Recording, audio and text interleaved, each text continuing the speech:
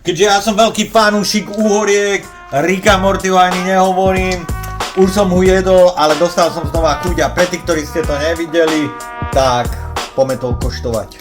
U nás dole na juhu Slovenska tieto uhorky sú dosť známe, volajú sa tzv. Kvašaky.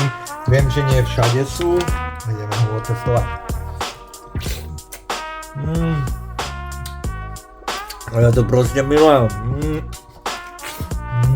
Ja proste milujem kvašaky.